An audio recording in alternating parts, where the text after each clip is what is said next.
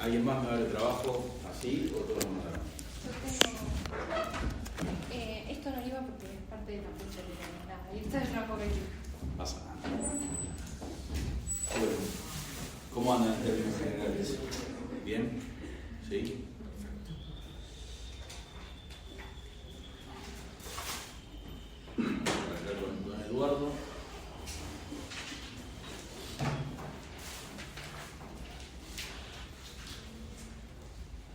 ¿Qué había? ¿Paro hoy? ¿Que hay poca gente en la facultad?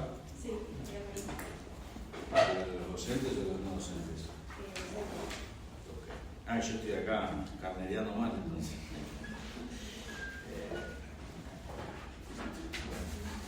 Vamos a arrancar con nuestra clase del día de hoy. Tenemos entonces 3 autores. ¿Sí? Los 3 autores están tratando de explicar el mismo fenómeno. ¿Cuál es? ¿Cómo? La sociedad, sí, pero más puntualmente, ¿cómo funciona la sociedad? Podría ser, pero ¿qué tipo de sociedad? Están los 3 preocupados y analizando algo que les está llamando la atención. Por ejemplo, Carlos Marx transita 2 revoluciones de Francia. Eso lo pone preocupado y dice, ¿qué está pasando? ¿No? Weber y Durkheim también las transitan y las ven un poquito más tarde porque son un poquito más adelante en la edad, pero digo, lo que les está llamando la atención a todos es el cambio, el pasaje de una forma de sociedad a otra. ¿Sí? ¿A qué forma de sociedad estamos hablando que están pasando? Hicieron todos el trabajo, me tendrían que contestar rapidito, el capitalismo no es tan difícil. ¿Sí? Se está pasando un tipo de sociedad, entonces ya tenemos ahí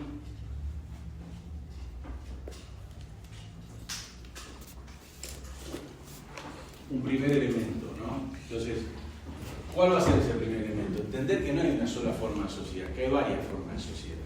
Y que cada autor va a tratar desde su punto de vista, entender, como deben de ser sus compañeros, qué es la sociedad y cómo son esos tipos de sociedad. Durkheim, para arrancar por el más sencillo, así después nos metemos con el más complejo, es francés, vive toda su vida en Francia, y va a tratar de explicar la sociedad desde un lugar de donde, a ver, ustedes que hicieron el trabajo.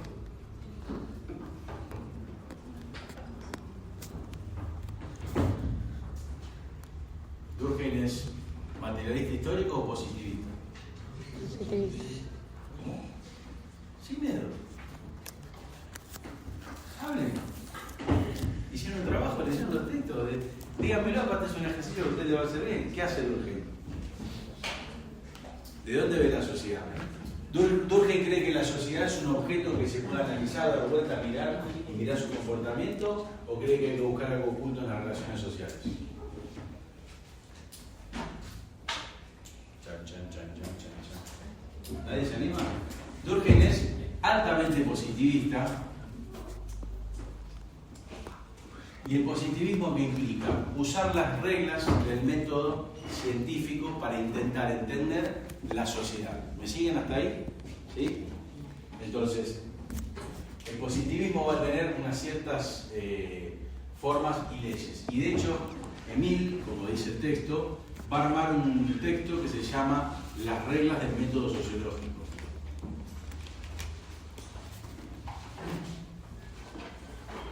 ¿Qué es un método?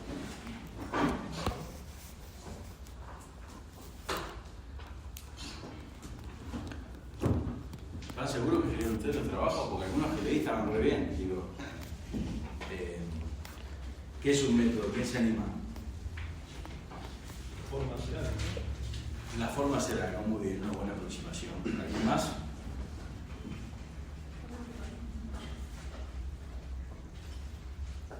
¿No?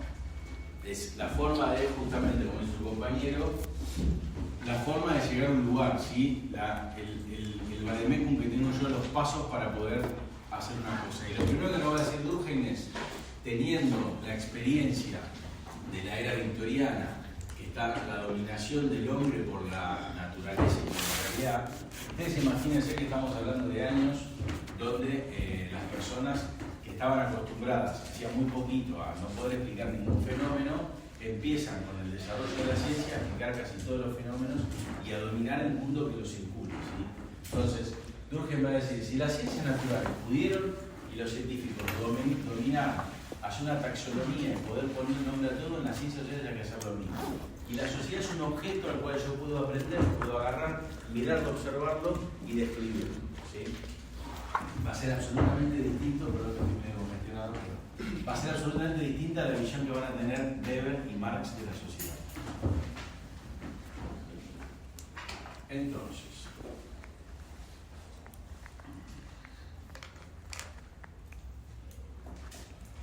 voy a decir, los cambios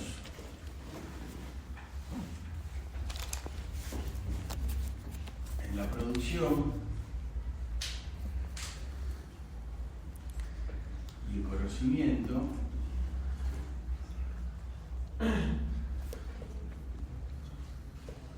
generan una nueva sociedad.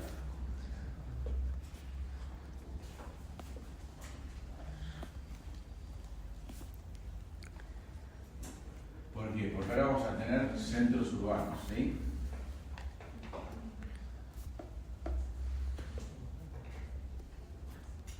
Con mucha gente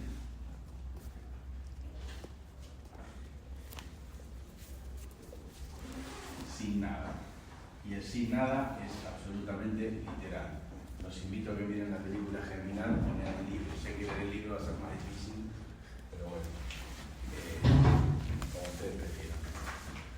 Entonces, lo que le va a preocupar mucho a Durkheim es este pasaje de la sociedad tradicional, con un rey y demás, el señor como el vasallo de los siervos, a la sociedad moderna que genera estos centros urbanos aburrados de gente porque los echan del campo para poder cerrar esos campos y producir de forma privada, está generando una anomia. ¿Qué es una anomia? Está generando un problema en la sociedad, no hay armonía, no hay orden. Durkheim está preocupadísimo por el orden, insisto, vivió 3 revoluciones, 1830, 1848, 1871, ¿sí? Donde constantemente hay disturbios y la gente entre sí quiere conflictos.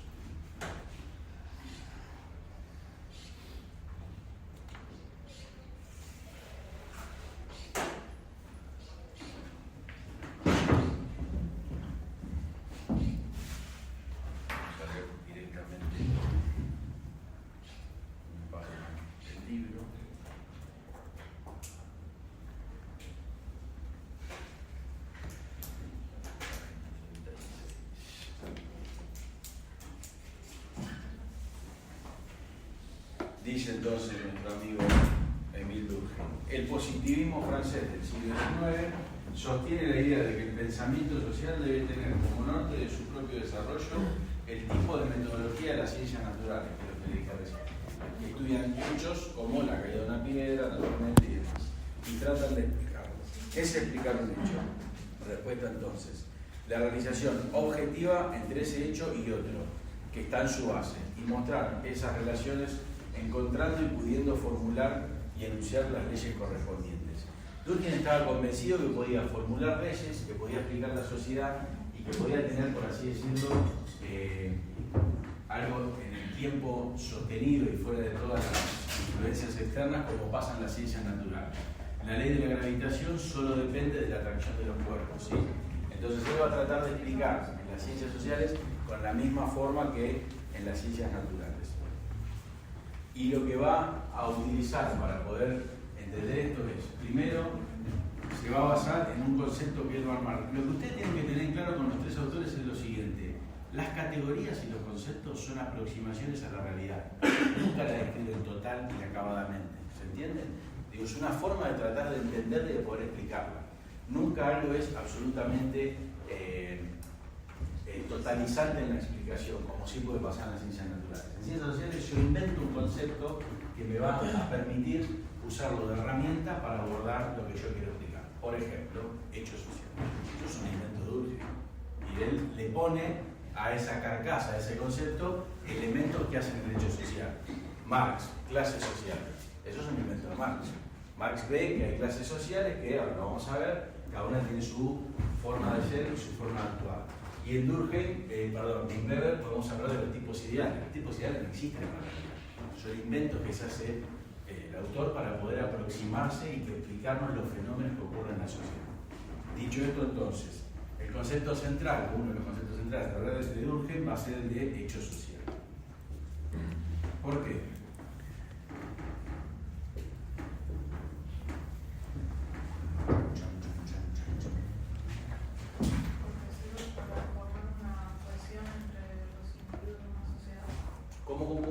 Porque sirve para generar una cohesión entre la sociedad y los individuos. Sí, va por ahí, muy bien.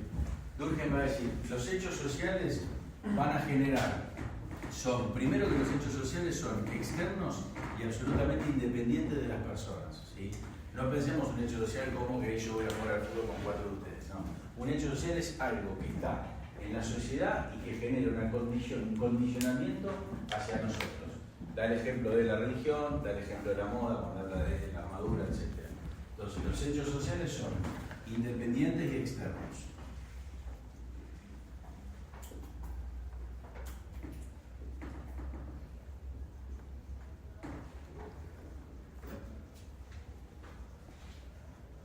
¿Sí?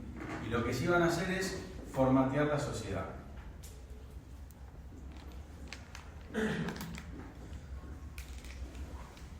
Yo digo formatear, pero bueno, dice estructurar. Estructuran la sociedad, le dan forma. ¿Sí? Pero no son cosas que la misma sociedad crea el hecho social.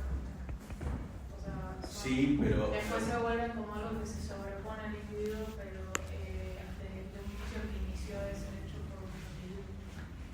sí, lo que pasa es que Durkheim te va a decir, eso sería la visión de lo que le dijiste Weber. Weber le va a decir, bueno, los hechos sociales hacen las personas, con acciones que tienen sentido. Pero Durkheim le va a decir, no, el hecho social trasciende a las personas y es algo que se les impone. La suma de las partes es más que cada uno. ¿Sí? Entonces dice, ese hecho social, que si bien es parte de un conjunto, termina estructurando esa sociedad y dándole forma. ¿Se entendió?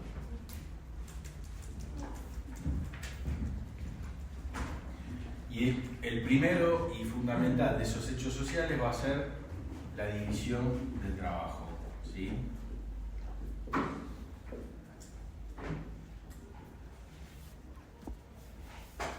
El grado de división del trabajo, división social del trabajo. ¿A qué se refiere con esto? Durkheim va a analizar los distintos tipos de sociedad y va a llegar a la conclusión que cuando la división del trabajo es muy, por así decirlo, precaria o con un grado de desarrollo muy bajita, las relaciones sociales van a estar determinadas por hechos sociales en las tradiciones. ¿Sí?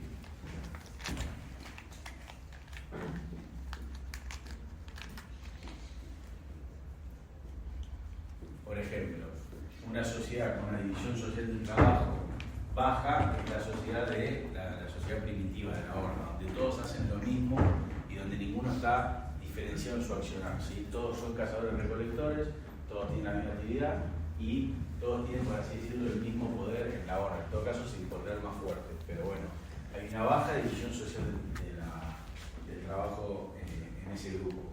Y esas sociedades, va a decir Durkheim, son sociedades altamente homogéneas.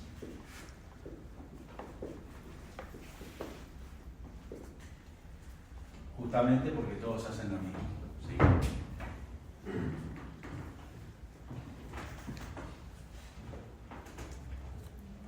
En cambio, las sociedades con gran división social del trabajo son sociedades heterogéneas.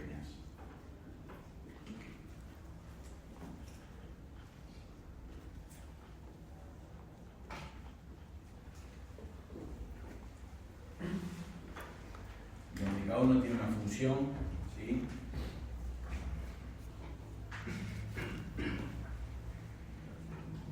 Y donde hay tipos distintos de organización. Entonces, la primera foto que está sacando Durkheim es, che, en el pasado había una tribu, había una horda, hacían todo lo mismo y era una sociedad homogénea y se correspondía el comportamiento con el patrón que tiene esa sociedad a través de los hechos sociales que eran sobre todo la tradición. ¿Sí? En cambio, lo que está pasando ahora en las sociedades modernas es la heterogeneidad de esa sociedad porque cambió la división social del trabajo. ¿Por qué cambió la división social del trabajo? Porque al no ser más una horda que vamos buscando solamente lo que consumimos todos los días, sino que hay producción, diferente manera, y las personas empiezan a tener la agricultura, la revolución industrial y demás, se empiezan a dar distintos grados de trabajo en cada una de esas personas. Entonces, cuando eso sucede con la revolución industrial, va a generar una sociedad nueva donde cada uno va a tener una función. Palabrita importante, igual que la división social del trabajo, porque lo que va a decir Durkheim es justamente esos hechos sociales y esa división social del trabajo nos van a formatear y nos van a imponer las cosas. Nosotros no vamos a ser independientes en las decisiones que tomamos y en un montón de cosas que nos pasan porque se nos impone la sociedad. ¿Sí? ¿Se entiende?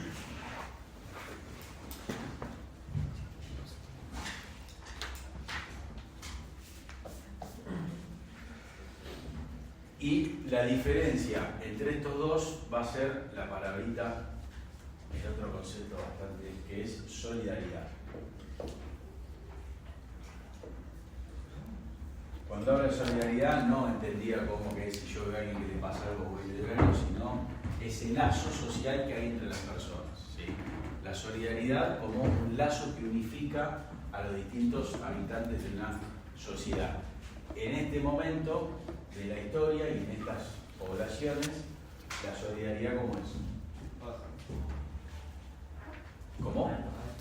Baja, no, utiliza otro concepto. Mecánica. Mecánica. La solidaridad es mecánica. ¿Por qué?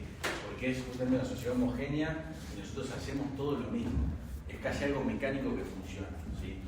En cambio, en este caso, la solidaridad ¿cómo es? Orgánica. Muy bien, fíjense cómo el tipo se forma un mapa en su cabeza, ¿no? Que la gente puede decir está re loco, bueno, pero lo armó, se armó el método, armó las reglas y de hecho cuando lo intentó usar y lo usó, hizo una descripción de un hecho social importantísimo como el suicidio desde esta perspectiva y le salió muy bien en la forma de analizarlo. Entonces, acá la solidaridad es orgánica. Dice orgánica ¿por qué? Porque justamente como Durkheim es un positivista y tiene que pensar las cosas desde las ciencias naturales, está pensando todo el tiempo en palabras y metáforas de las ciencias naturales y de las ciencias médicas. Entonces va a decir, la sociedad es un cuerpo social donde cada partecita hace que el todo funcione. Por eso tiene una función determinada y la solidaridad es orgánica porque vos tenés que hacer tu función en ese organismo. ¿Sí? Cuando vos no haces tu función en ese organismo, el cuerpo funciona mal y se rompe la sociedad. Entonces, lo que va a decir Durkheim es, en las sociedades modernas, que son heterogéneas, donde hay distintas funciones y donde los tipos de integrantes de esa sociedad tienen cada uno un interés para llevar adelante y a veces hay conflicto, se rompe la solidaridad, se rompe el lazo social y la sociedad entra en crisis. Y de esa manera es que intenta explicar la revolución de 1848, la revolución de 1871 y los acontecimientos del barajuste social de la época. ¿Sí? Dice, para volver al orden, que es lo que le preocupa a Durkheim, para volver al orden hay que restablecer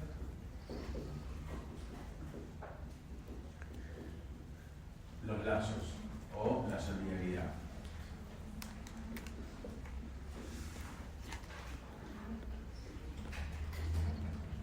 Digo, este es el autor, por así decirlo, más amigable con nosotros para entenderlo y para poder abordar cómo se explican los hechos de la sociedad. ¿Sí?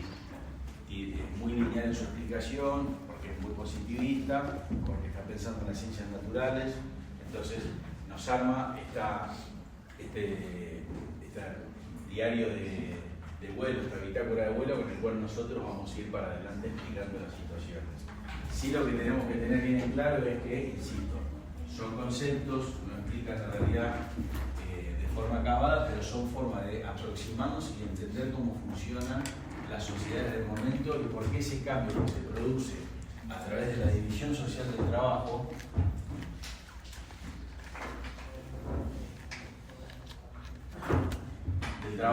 empiezan a haber conflictos. Cuando estamos hablando de división social del trabajo hay que tener bien en claro que estamos hablando de la propiedad privada.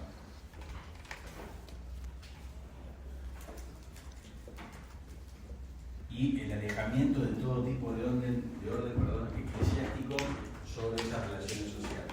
Las sociedades modernas heterogéneas gobiernan como propiedad privada, las democracias no van a gobernar los gobiernos absolutos ni mucho menos. Por eso los cambios en esa misma sociedad.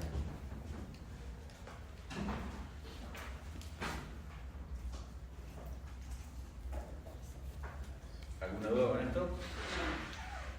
¿No? Si yo les pregunto qué es un hecho social, ¿me van a contestar bien? Bueno, entonces, él les puedo hacer un análisis que nosotros nos ponemos el capítulo, que quiere búsquelo y léalo, justamente para poder explicar el suicidio. Va a decir que el suicidio en las sociedades modernas se puede analizar desde el índice, la tasa, la cantidad y la calidad de cómo es eso. ¿Por qué? Porque va a decir, hay tres tipos de suicidio, uno que es el egoísta, el otro que es el altruista y el otro que es el de la anomia social, donde por ejemplo no es lo mismo que una persona se suicide porque lo dejó la novia o el novio, a una persona que se ve acorralada porque la sociedad se le impone, lo deja sin trabajo, no encuentra salir y se suicida. Y él hace un estudio de ese momento de dos países que son vecinos y va a decir que en los países donde justamente la división social del trabajo es alta, es muy heterogénea, pero hay conflicto social, hay más suicidios que en las sociedades donde no hay conflicto social. Fruto de justamente esa anomia social y esas rupturas de los lazos de solidaridad. ¿Se entiende? No como algo personal, no como algo individual, sino como algo social, que corresponde justamente a ese tipo de sociedad que es la que nos está dejando sin salida a los individuos.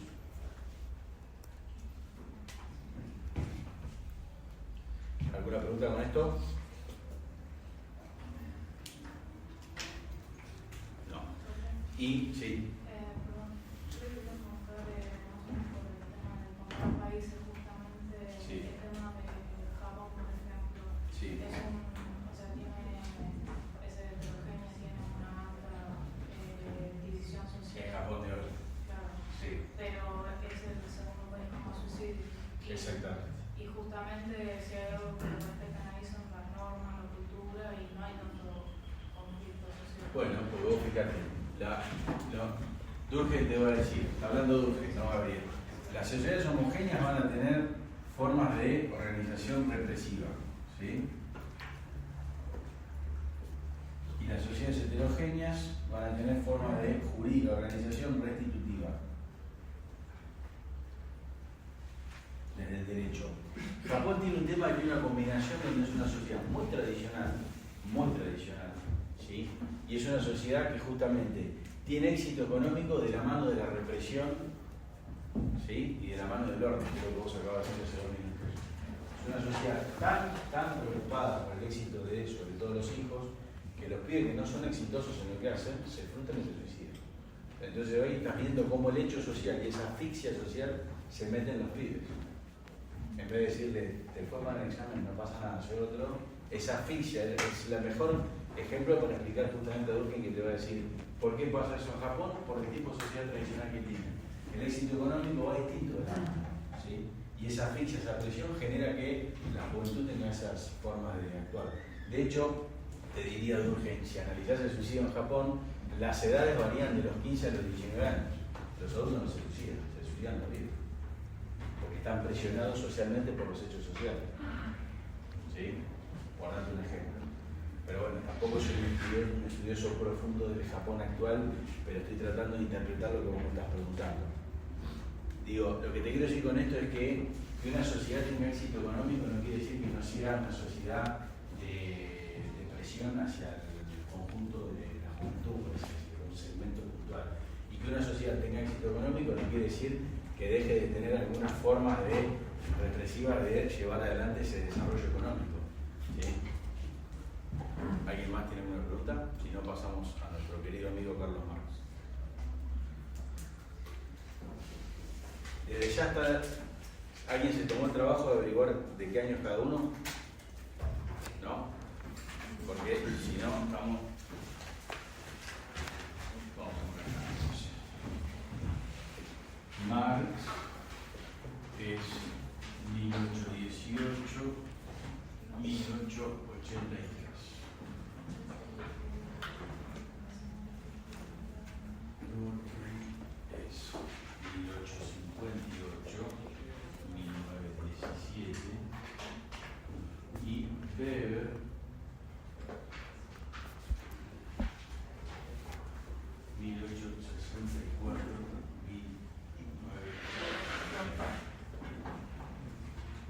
se vio la Primera Guerra Mundial.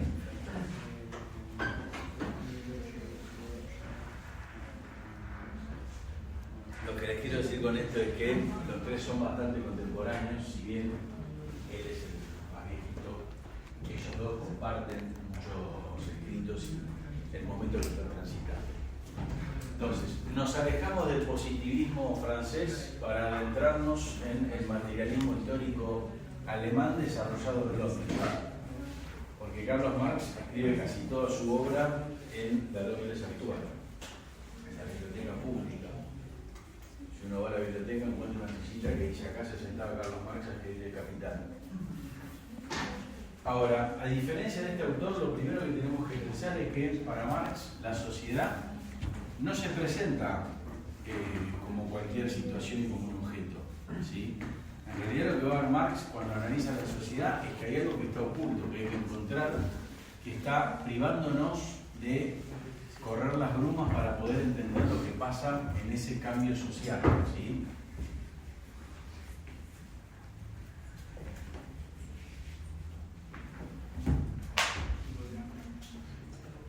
Y lo que va a analizar, y con lo primero que se va a encontrar es que él va a decir: el motor de la historia y de todo lo que está pasando y los cambios de una sociedad a la otra va a ser siempre el mismo.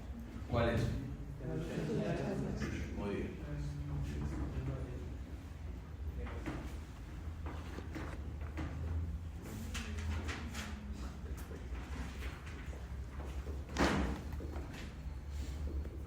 Lucha de clases. Y va a decir, en la antigüedad fue el esclavo con el señor que lo esclavizaba, después fue el señor con el siervo y después fue la burguesía con el proletariado, ¿sí? Pero siempre lo que va a motivar el desarrollo del cambio en las sociedades va a ser la lucha de clases. Ese conflicto, ese tremendo conflicto entre dos sectores que siempre hay uno que explota al otro. Entonces la explotación de un sector por el otro va a generar que la sociedad se vaya modificando, ¿sí? ¿Tiene también que ver con los métodos de producción? ¿Cómo? No tiene que ver también con los métodos de producción, porque justamente yo lo que vi en secundaria con la profesora es que como iban cambiando los métodos en los que se producía lo que eran las necesidades básicas, como la comida, el agua, todo eso, iba cambiando la forma en la que se organizaba la sociedad también. Pero siempre había como un dominante y un dominado, pero... Siempre lo que va a decir Marx es la sociedad está constituida por sujetos sociales que no son las personas, son los grupos de esas personas. Y esos sujetos sociales, como decís vos, depende del momento histórico, van a estar representando un sector y van a estar en pelea con otros sectores. Y eso es inevitable. No hay un momento de la historia universal donde los grupos humanos no hayan tenido a alguien que esclavizaba al otro o alguien que explotaba al otro. Porque la reproducción material del hombre, que es lo que dirá Marx, es en base a la explotación. Entonces, el conflicto del motor de la historia es que la reproducción de las personas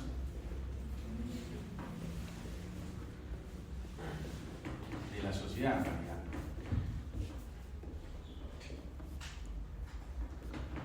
se basa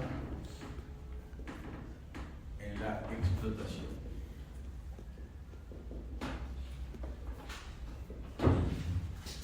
De un sector por el otro.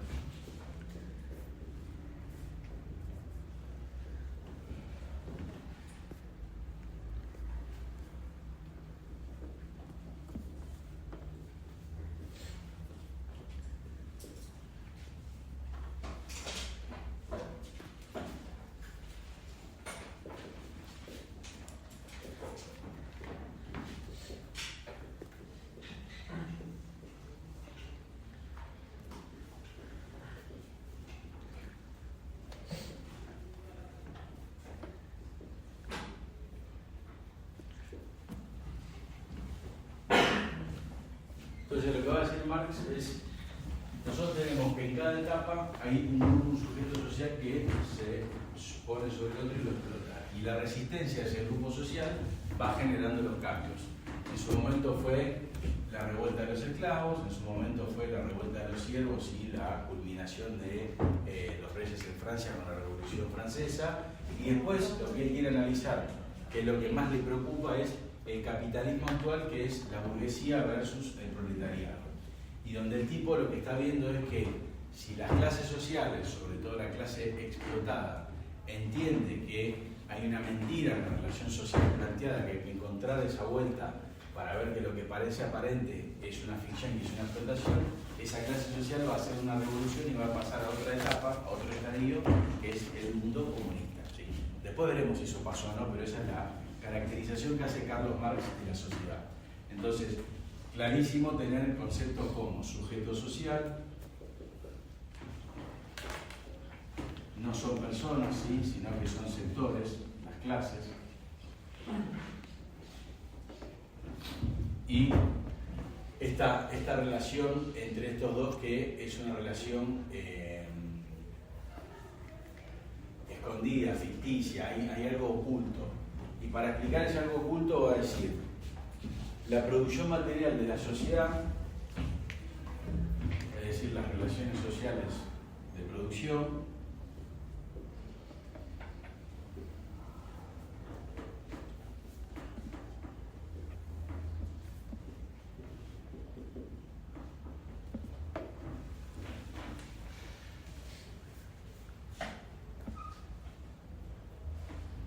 son independientes de las personas,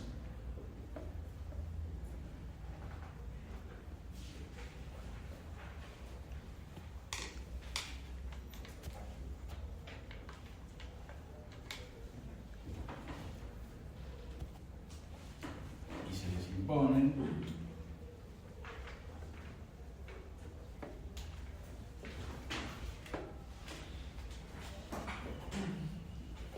y según el grado de desarrollo que tengan,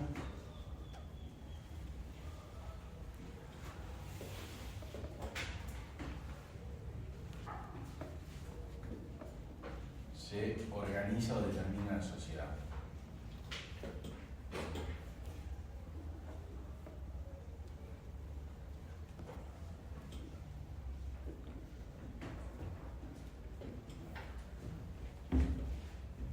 Acá viene siendo bastante parecido a mí, ¿no? Diciendo, donde hay bajo desarrollo es una sociedad tradicional esclavista, y donde hay alto desarrollo es una sociedad capitalista.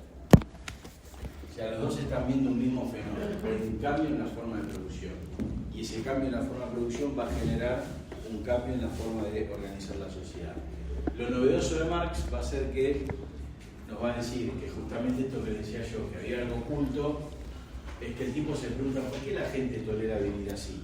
Porque esa base del edificio, que son las relaciones sociales de producción, está en una charla dialéctica y se sostiene porque arriba tenemos una superestructura jurídica y política.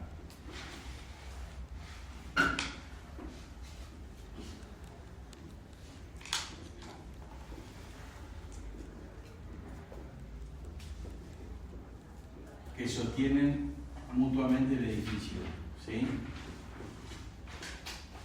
Es decir, nosotros pensamos que aparentemente somos hombres libres vendiendo nuestra fuerza de trabajo, y en realidad lo que nos dice Marx es, no, a vos te están obligando a hacerlo, no te dan opciones, se te impone esa estructura de la sociedad, se te impone y te da una función, y vos no tenés otro camino que reproducir la desigualdad constante, que es lo que pasa en el capitalismo. Para hacer esto, escribe un libro que se llama El Capital, que es su obra más importante e interesante, y se centra en la producción de la mercancía, donde termina analizando que la única manera de generar riqueza es a través del plusvalor, ¿sí? Y es de apropiarse del plusvalor por parte del capitalista en la sociedad moderna, ¿no? Es decir, lo que él dice después, la ideología que justifica y fundamenta el aparato que le da el justificativo y la legitimidad al sistema en el que vivimos.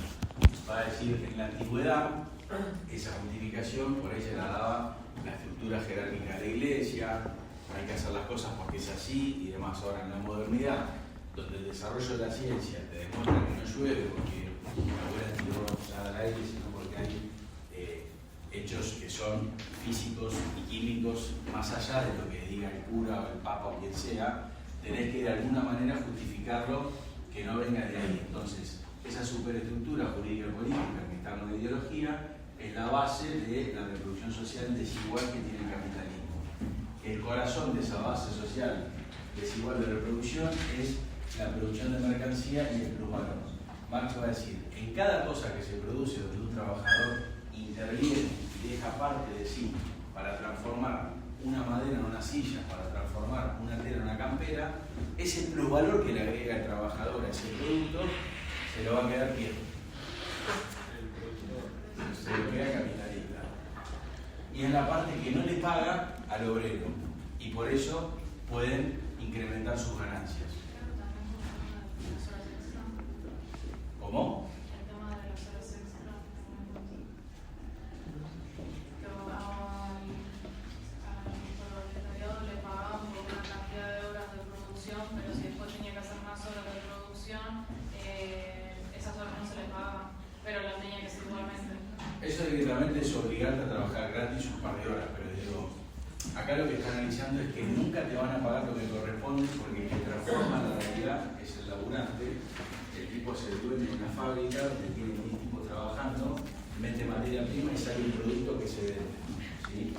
De la ecuación de ese costo de la materia prima que entra y sale un producto que se vende, ese plusvalor que está puesto ahí, que es el trabajo de los trabajadores, nunca se paga. Y es la parte que se queda capitalista. Porque él dice, si vos tenés un negocio, y lo explica muy bien en su texto, y tú te dedicás a vender cosas que comprás porque no producís nada, nunca vas a ser capitalista, porque cuando vos compraste borradores a 5 y los vendiste a 7, después cuando el otro te vende leche también la compras a 3 y te la vende a 8. Entonces hay equivalencias. Para ganar plata hay que explotar a una clase, que es la clase trabajadora. ¿Sí? Eso es lo que va a decir Carlos Marx de este proceso, que se da en las sociedades con alto desarrollo de la reproducción social, de las relaciones sociales de producción, perdón. Y esas superestructuras jurídica y política legitima el sistema en el que uno vive. ¿Sí? Para poder legitimarlo y cambiarlo y ser este sistema, tenés que cambiar y tener democracia, tenés que cambiar y tener que tener otro tipo de estructuras políticas y donde la gente sienta o piense que está bien lo que está sucediendo. Y les hago una pregunta, por ejemplo, el día de hoy.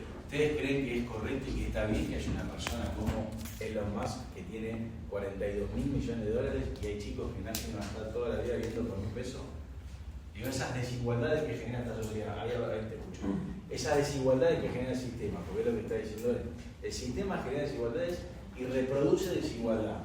Y la sociedad, la única forma que tienen de terminar con eso, y estamos hablando de Carlos Marx, es el cambio en las clases sociales para pasar de un en sí a un para sí. Te escucho. Para mí lo que está mal es que sea pobre, no que más sea rico. Está bien, por eso, pero digo, hay algo que está mal. O sea, me parece que está mal. Pero ¿sabes qué? Por eso no la decimos. Claro, pero ¿qué te va a decir Marx? ¿Por qué hay un tipo que es rico? Hay uno rico, o muy rico, porque para que exista este muy rico, tiene que haber muchos pobres. Claro, eso sería un modelo de sumación para mí. Es lo que dice Marx. Dice, justamente, para que exista un tipo muy rico, tiene que haber muchos pobres. Y eso, el rico que está llevando la riqueza del pueblo. Exactamente. No solo los pobres, en realidad se está llevando la producción de los trabajadores, ese plusvalor que genera el laburante. ¿Sí? Y por eso el capitalista se hace capitalista. Y es más, en realidad aparte Marx arranca hablando que el origen del primer capital para instalar esta industria y hacer las reformas de la revolución industrial es la explotación de América Latina del trabajo esclavo para llevarse la plata y el oro que hace que le sobre la plata y puedan invertirlo en otra cosa. Entonces, yo insisto, está bien que una persona tenga esta situación, eso se produce porque justamente el sistema está...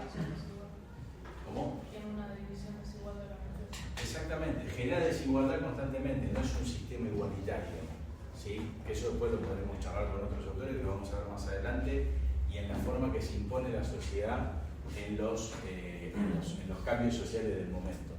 Entonces, ¿Por qué va a haber una burguesía o un señor burgués? Porque el señor burgués va a explotar a la otra clase social que es la clase trabajadora. Si ya estamos en el momento donde hay una gran diversificación del trabajo y tenemos las dos clases, tenemos clases sociales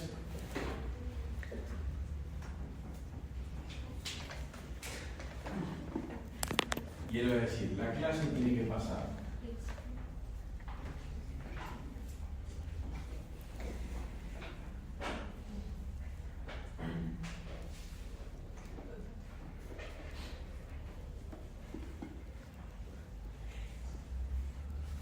de entender su condición, su situación, a pelear por su existencia.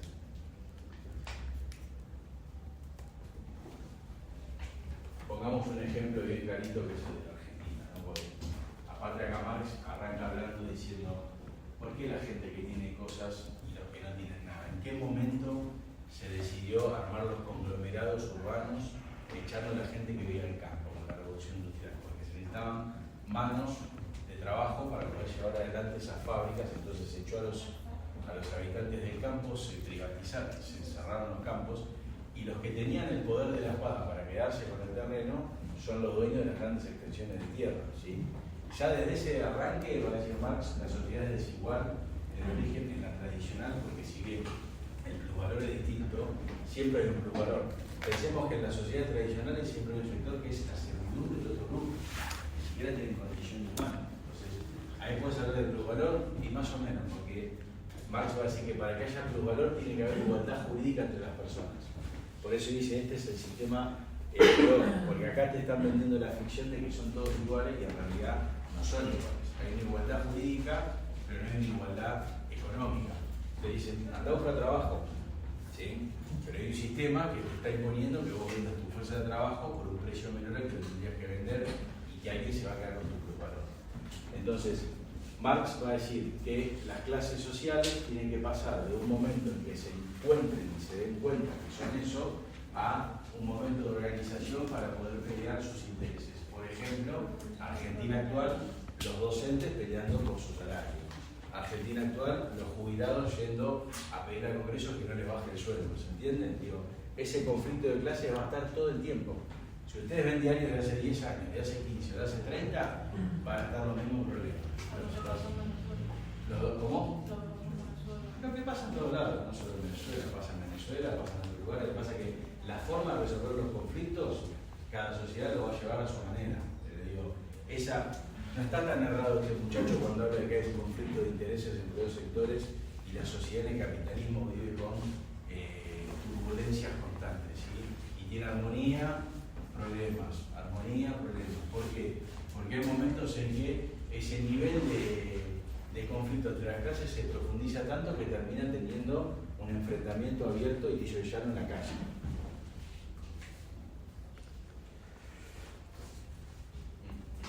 ¿Alguna pregunta por acá?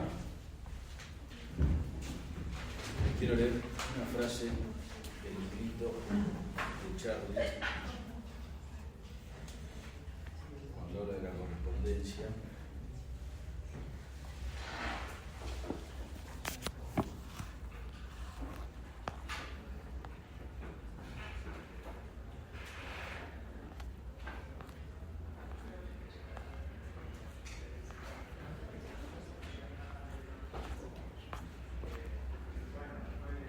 Dice, Marx llama ideología o califica ideológicos no tanto los pensamientos que falsifican la realidad acerca de lo que hablan o que macanean respecto al mundo sobre el que hablan, sino a los que naturalizan el modo de funcionamiento de ese mundo, a los que tienden a presentar lo que es artificial como siendo natural.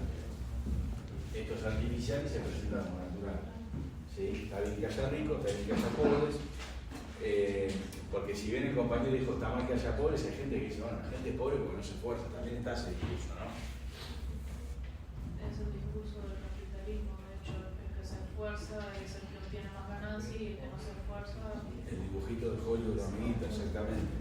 Entonces, siendo natural, lo que es histórico como siendo eterno, lo que es contingente siendo necesario, lo que es determinado modo como pudiendo ser de ninguna otra manera. Lo que está diciendo Marx es, no, esto que está así hay que tirarlo a la basura y armar un sistema nuevo. No puede ser que haya una clase de la ideología, ese pensamiento o ese conjunto de pensamientos que no nos permite ni siquiera imaginar otro horizonte para nuestra vida colectiva diferente del que conocemos, es una fortísima arma al servicio de la legitimación y por lo tanto de la reproducción del modo en que funcionan las cosas. ¿Sí?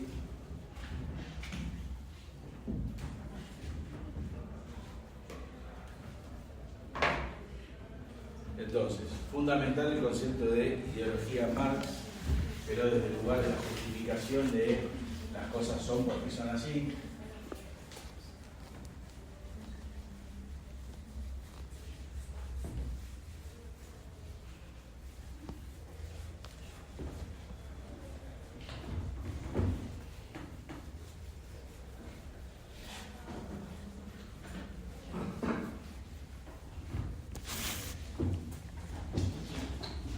Ustedes vieron con la primera clase con la profesora Flavia el tema del contractualismo, John Locke y Hobbes, de la apropiación de los bienes y por qué la sociedad cambió. No. Entonces,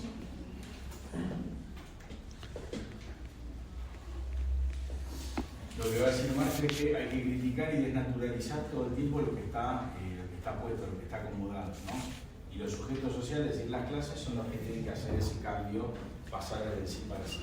Y después va a empezar a hablar del tiempo. A Marx le importa mucho la temporalidad, pero de un lugar distinto. ¿Por qué? Porque Durkheim lo va a ver como buen positivista que es, el tiempo es lineal y que hay como una evolución, siempre se va para adelante. En cambio Marx, que es un dialéctico y un materialista histórico, va a decir, no, el tiempo es circular y todo el tiempo, el pasado está en el presente y en el presente también está el futuro. Todo lo que hacemos lo hacemos porque venimos condicionados y muchas cosas las hacemos pensando en un futuro mejor. Entonces, el tiempo está coexistiendo con el pasado y con el presente todo el tiempo. Por eso habla de brumas y de los fantasmas. ¿Sí? Y después no nos olvidemos que a él le gusta mucho, ahí se parece, si queremos, a Weber con el tema de salir de la racionalidad. No todo es racional, no todo se explica racionalmente, por así. Entonces, tenemos que tener una parte más apegada a los sentimientos y a otras situaciones que no sean las explicaciones positivistas racionales. Porque las personas no son un cacho de bronce y de fierro que si los fundos se produce algo, ¿sí? Tienen otra forma y tienen otra manera de actuar.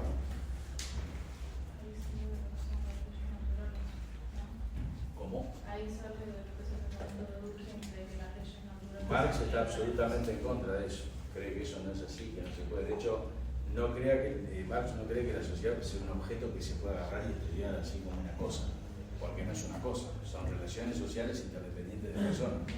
¿Sí?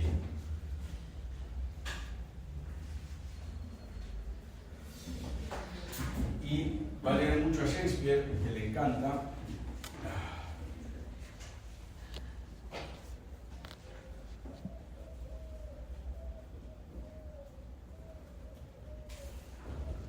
Y va a estar muy preocupado por la filosofía de la historia.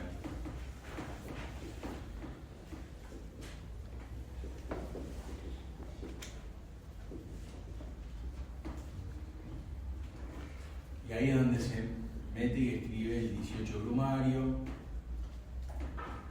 No quiero distraerlos con esto, pero bueno, es otro calendario que se usó cuando se hizo la Revolución Francesa y habla del momento de las brumas y él dice que siempre está presente esos fantasmas del pasado para llevar adelante las cosas del presente. Y tratar de describir justamente la guerra civil en París en ese momento.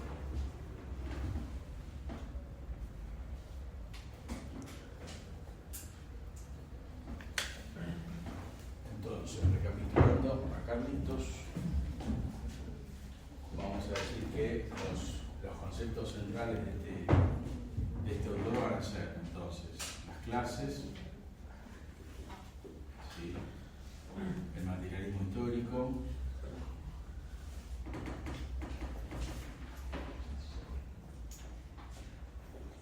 ¿por qué materialismo histórico?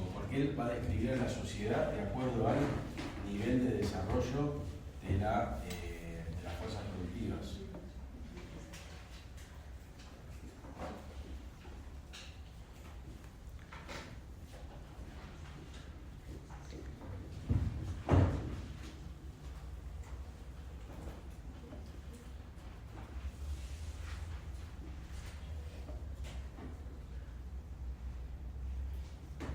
Por eso le dicen materialismo histórico. El nivel de desarrollo de la producción de la vida va a determinar el tipo de sociedad, ¿sí?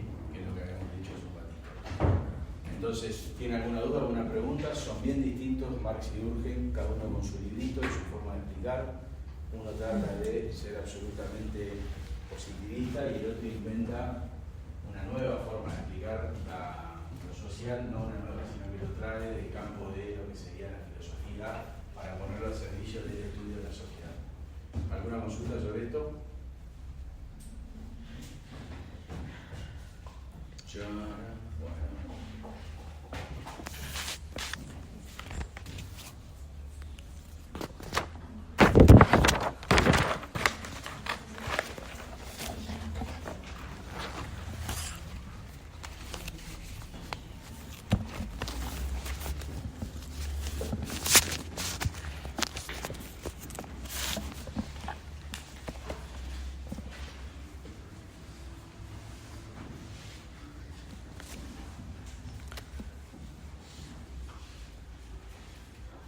También pensemos que justamente en este tipo de desarrollo y de variación de la forma de producción, de la mano del formato de la superestructura pública y política que se van a desarrollar, lo que empieza a aparecer a partir de la Revolución Industrial, que son los estados nacionales, ¿no?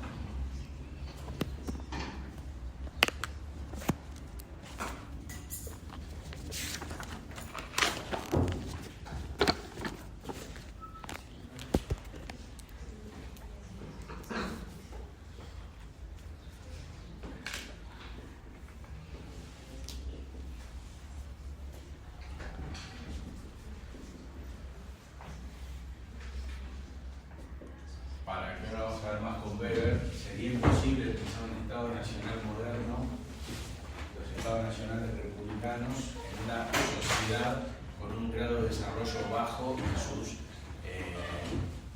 de su producción económica. ¿Sí? ¿Por qué? Porque no se condice, y ahí es donde funciona la teoría social, no se condice esa representación jurídica y política con el formato de la producción material. ¿Sí? ¿Se entiende lo que digo o estoy hablando en chino?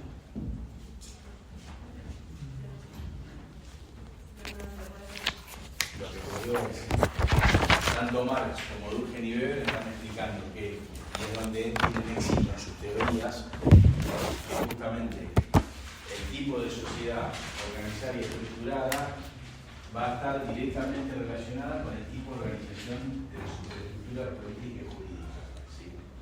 Es altamente improbable que en una sociedad tradicional que se dedica a la pesca y a la caza haya un sistema de representación simbólico basado en la república. ¿Sí? Es decir, que se vote, que haya un jefe de Estado, funciona así. En general las sociedades tradicionales son sociedades represivas. ¿Sí? No participan todos, etc. Entonces, hay una relación directamente proporcional entre tipo de sociedad, grado de desarrollo económico y forma de organización política de esa sociedad. Justamente cuando esa forma de sociedad empieza a cambiar y pone en crisis lo que existía, se realizan la Revolución Francesa, la Revolución Inglesa, la Comuna de París, etc. Siempre y cuando después hay una restauración conservadora que se saca de encima ese momento de representación y reproducción de la sociedad en manos de las grandes clases populares o de las clases sociales desposeídas, ¿no? Las tres revoluciones que se dieron en Francia, todas terminaron con gobiernos absolutamente autoritarios, pero bueno, lo verán en la historia eso, para no marearlos ahora. Y después, el último autor que tenemos para hoy es nuestro amigo Max Weber,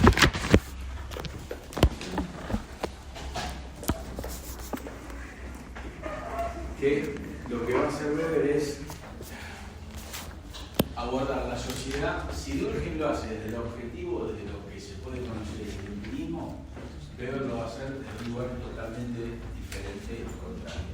Weber lo va a hacer desde el subjetivismo. Weber está preocupado por el sujeto y por las personas.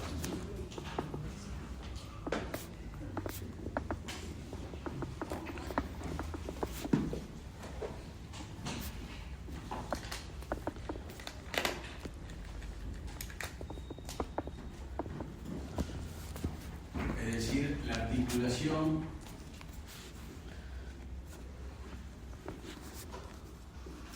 de las acciones de los individuos.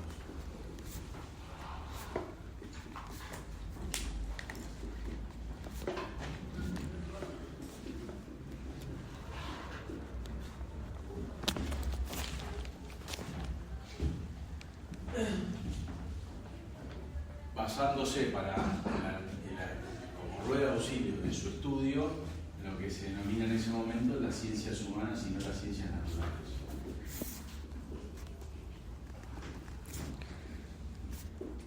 Tiene más relación, por así decirlo, con lo que plantea Marx que con lo que plantea Durkheim. Él es alemán, él es absolutamente comprensivo y tratando de entender la actitud y las acciones de las personas, y el otro es positivista, sería más de laboratorio, que para graficarlos, Weber llegaría fumando una pipa con barba y preguntando cómo te sentís, y el otro estaría con un guardapolvo blanco en un laboratorio y diciendo, sentate que te voy a hacer una carga eléctrica, ¿qué pasa? ¿Sí? Y lo que más le va a importar son las acciones, pero un tipo determinado de acciones, las acciones con sentido.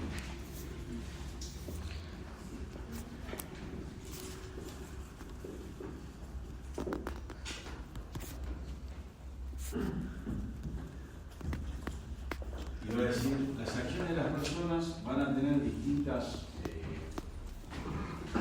sentidos y distintos fines en lo que van a hacer, ¿no? Y él va a identificar para su estudio 3 tipos de acción: la tradicional, la racional y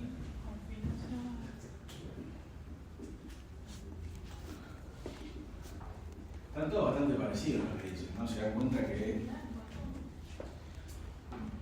racional,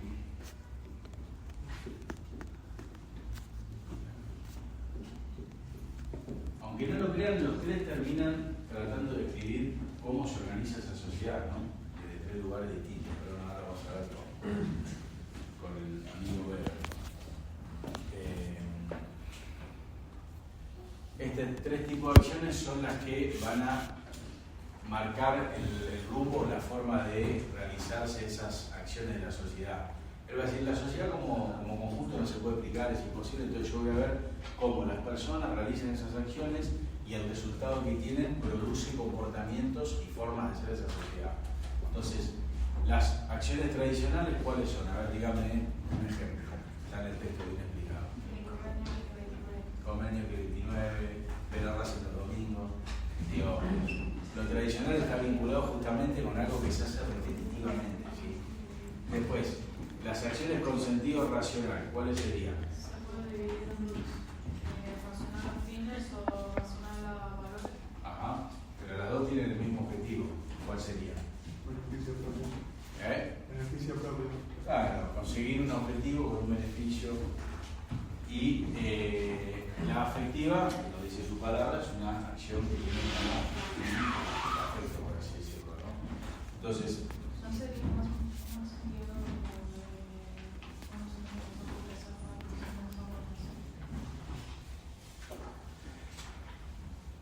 entonces Weber va a estar más preocupado por explicar las relaciones sociales desde justamente las acciones que tienen sentido y que le dan formato a esas acciones. Weber te va a decir, si bien hay formas de imposición, las personas toman sus decisiones y las llevan adelante, ¿sí? No sería una estructural funcionalista como lo es Durkheim. Al compararnos nos damos cuenta de las diferencias, ¿no? Durkheim te va a decir, no, la estructura de la sociedad tiene los hechos sociales que avasallan. Acá va a ser distinto. Porque él va a decir que nosotros en realidad nos movemos y hacemos las cosas con arreglo a las 3, no porque se nos imponga solamente la sociedad. ¿Se entiende la diferencia? ¿Sí?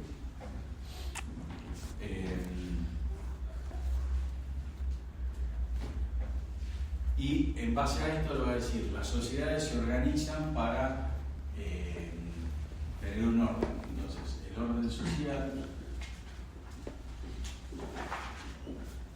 lo va a vincular desde estos tipos, ¿no? Entonces vamos a tener una sociedad tradicional. ¿Cuál sería la sociedad tradicional? Japón. Sí. Yo diría más España antes de la Revolución Civil, que tienen muy instalados los ritos, hay una costumbre muy... India puede ser. India, sí, es un caso, él lo estudió mucho el caso, así que en su libro Economía y Sociedad hace ahí un estudio de las castas, un libro así, y podría ser también una sociedad tradicional donde justamente todas las sociedades tradicionales tienen la característica de los ritos, el pasado, ¿no? Las sociedades racionales son las modernas. ¿Por qué? Porque siguen procedimientos racionales, justamente, estandarizados, la burocracia moderna. Y después le va a llamar la atención mucho y lo va a desarrollar, que es la sociedad, le va a decir, con un orden, lo que sería lo afectivo, que va a hablar del carisma, ¿no? La relación carismática del poder y del gobierno. Es una persona que hechiza, que genera consenso por sí sola.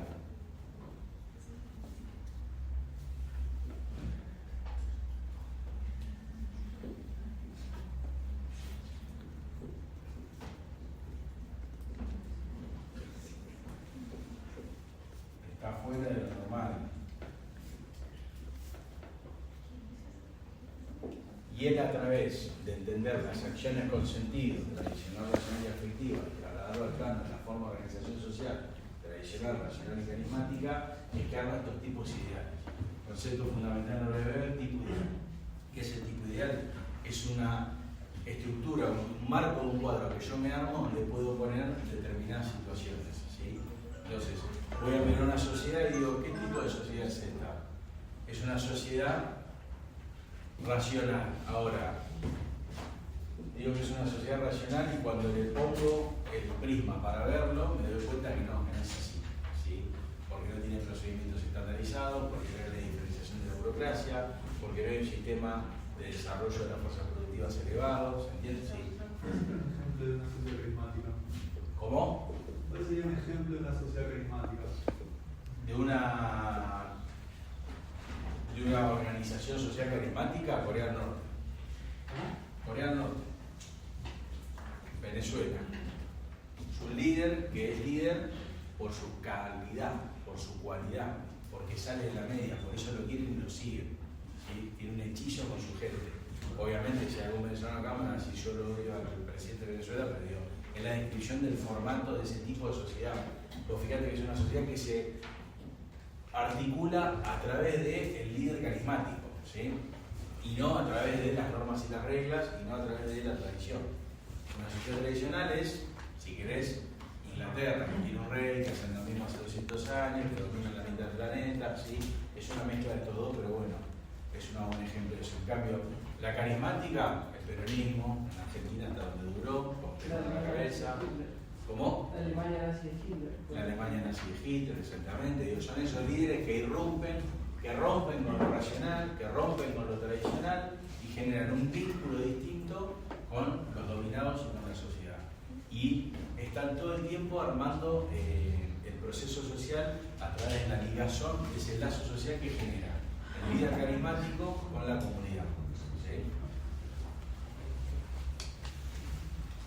Entonces, lo que estamos viendo es que Weber va a decir, no le va a importar, sí le importa, pero no va a ser tanto en la producción de las cosas para determinar la sociedad, sino que va a decir que la sociedad va a estar determinada por el tipo de acción y por la forma en que esas acciones las llevan adelante las personas, ¿sí?